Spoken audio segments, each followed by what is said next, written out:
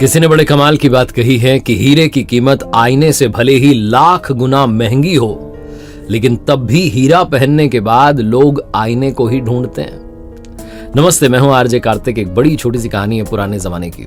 मिट्टी खोदने वाला एक मजदूर था और वो मिट्टी खोदने के बाद उस मिट्टी को अपने गधे पर लाद करके कारीगर तक पहुंचाता था। एक दिन मिट्टी खोद रहा था तो मिट्टी खोदते खोदते उसे जमीन में से एक चमकीला पत्थर मिला। बड़ा अट्रैक्टिव था, उसे बड़ा पसंद आया। उसने उसको बिना देरी के अपने गधे के गले में जो है बांध दिया और फिर से मिट्टी लाद करके जाने लगा। जब वो मिट्टी लाद करके उस गधे को लेकर के जा रहा था अपने कारीगर के पास में, तभी उसे रास्ते में उस गांव के एक सेठ जी मिले। छोटी सी किराने की दुकान चलाते थे, सारे गांव वाले सेठ जी कहते थे उनको। सेठ जी ने कहा, मेरे भाई इसको कहाँ लेकर के जा रहे हो गधे को? बोले बस वही अपने काम पर जा रहा हूँ। बोले नहीं, गधे के गले में जो है इसको कहाँ लेकर के जा रहे हो? बोले बस ये तो अब आज से मेरी हो गई, मुझे मिली है जमीन में। सेठ जी ने कहा, ये चमकीला पत्थर मुझे पसंद आ रहा है, मुझे दे दो। कितने में दोगे? तो गरीब आदमी था, उसने कहा 1 किलो गुड़ दे दो आप, मैं आपको दे दूंगा। सेठ जी ने 50 रुपए का 1 किलो गुड़ जो था उसको दे दिया, उससे वो चमकीला पत्थर ले लिया।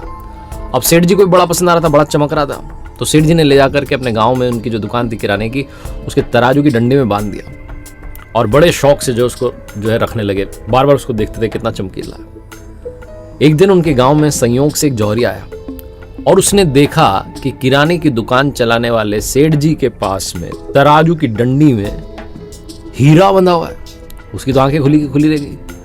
उसने पूछा, ये क्या है? बोले, अरे चमकीला पत्थर है, हमारे गांव में मिला, हमने देखो कितने शौक से बांध के रखा है। जौहरी ने कहा, ये मुझे दे दोगे?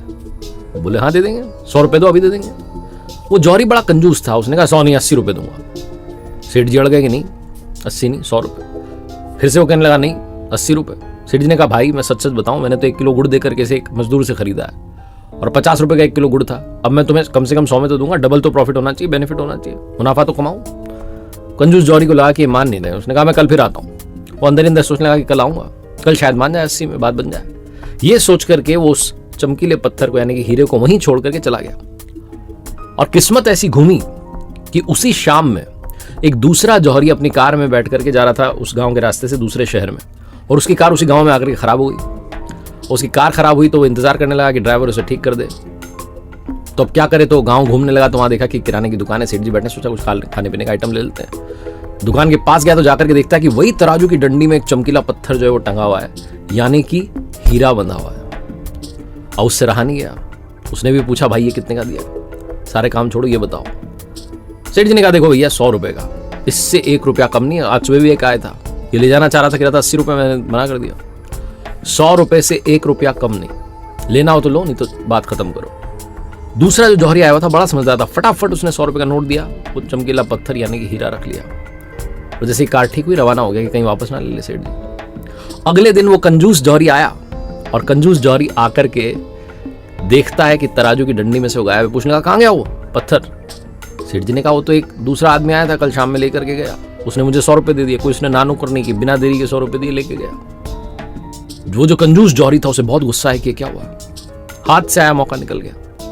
अब गुस्से में क्या करे, गुस्सा निकालना था। तो उसने सेठ जी को कहा कि तुम्हें पता भी है, चमकीला पत्थर नहीं था, वो बहुत महंगा हीरा था और तुमने उसे ऐसे ही दे दिया 100 रुपए में। सेठ जी भी बहुत कलाकार थे, उन्होंने कहा, भाई मेरी छोड़ो, मुझे तो पता भी नहीं था कि वो हीरा है। तुम तो समझदार हो, तुम तो परख करते हो, तुम तो पारखी हो। तुम्हें जब पता था कि लाखों का हीरा है तो 20 रुपए के लिए क्यों झिकझिक कर रहे थे? तुम उसे 100 रुपए देकर के कल ले सकते थे, लेकिन तुमने मौका मिस कर दिया। तुम मुझसे बड़े बेवकूफ हो, मूर्ख हो। कंजूस जौहरी था, उसके अलावा कर भी क्या सकता था, पछताता रह गया। बहुत छोटी सी कहानी जिसका सार यह समझाता है कि लाइफ में अपॉर्चुनिटी आती है, अवसर आता है, लेकिन हम में से कई लोग कल करेंगे, परसों करेंगे, 1 तारीख से करेंगे, सोमवार से करेंगे, अगले हफ्ते से, नए साल से, इसी सब में मौका मिस कर देते हैं और बाद में सोचते रह जाते हैं कि लाखों की अपॉर्चुनिटी थी, ऐसी चली गई। शुभस्य शीघ्रम, ये मंत्र याद रखिए। शुभ कार्य को जितना शीघ्र किया जाए उतना बेहतर होता है।